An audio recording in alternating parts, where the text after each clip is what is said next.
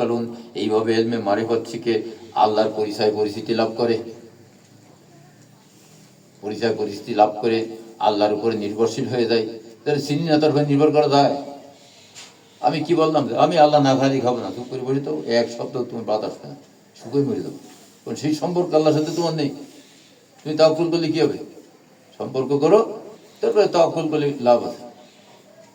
দোস্ত বিপদে পড়ছি, এটা চালায় নিতে হবে তোর, ঠিক আছে টাকা লাগে নিয়ে যাও, 4 লাখে করতে নিয়ে যাও, বলে না সম্পর্কে এটা থেকে। তাহলে সম্পর্ক নেই, ওই মিয়া তুমি কেটা, যাও যাও তোমার লাইন কাজে যাও, রাস্তা মাপ নাসিনা লোক কি করবে, এরকম করবে না। আগে হচ্ছে সম্পর্ক, সেটা পরিচয় নাহলে সম্পর্ক হয় কি করে? পরিচয় নিয়ে তার সঙ্গে সম্পর্ক তৈরি করা। পরিচয় হচ্ছে আল্লাহর মারিফত, হচ্ছে সিফাতের ভিতরে। সিফাতের নূর অর্জন করলে আল্লাহর পরিচয় লাভ হয়, হয়ে তারপরে আল্লাহ পাক যাতে মিলায় নেয়, ওইটা হচ্ছে তাওয়াক্কুল।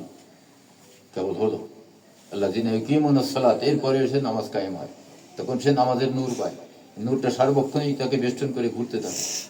যেমন যদি কেউ রেইনকোট পরে রাস্তায় যায়, তার ভিতরে পানি ঢুকতে পারে না, ওই সলাতের নূর হচ্ছে এরকম একটা প্রোটেক্টরের মতো।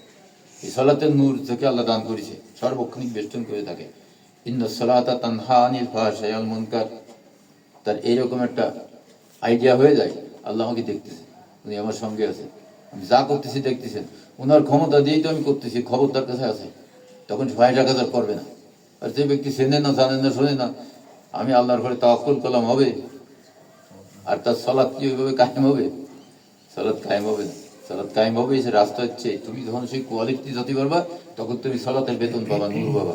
এই নূর তোমাকে বেষ্টন করে রাখবে, যে ভালো বেতন পায়, সে সারা মাস নিশ্চিন্তে বাজার করে আর খায়, তাই না? এটা তার একটা সাপোর্ট না?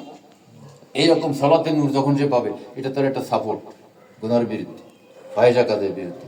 এই নূর তাকে সেভ করে, আর তার ভিতরে ওই মেন্টালিটি এসে যায়, আল্লাহ আমাকে দেখতেছে, আমি কোথায় যাবো, সেখানে আল্লাহ দেখতেছে, সব জায়গায় আল্লাহ নজর আছে। আল্লাহ পাক আমাদের মতো চোখ দিয়ে দেখে না।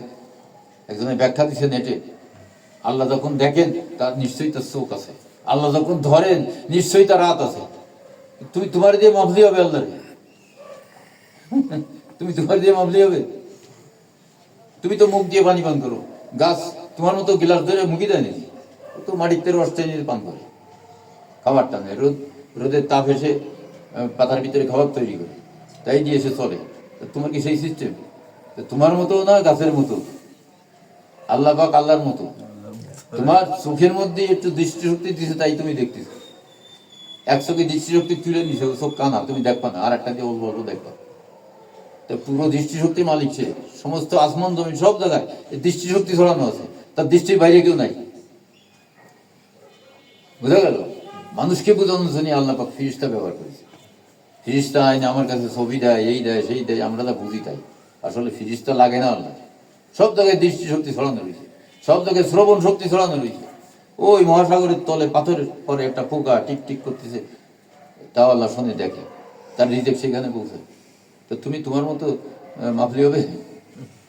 আল্লাহ বিনা হাতে ধরে, বিনা চোখে দেখে, ওই শক্তিটার মালিকই তো সে।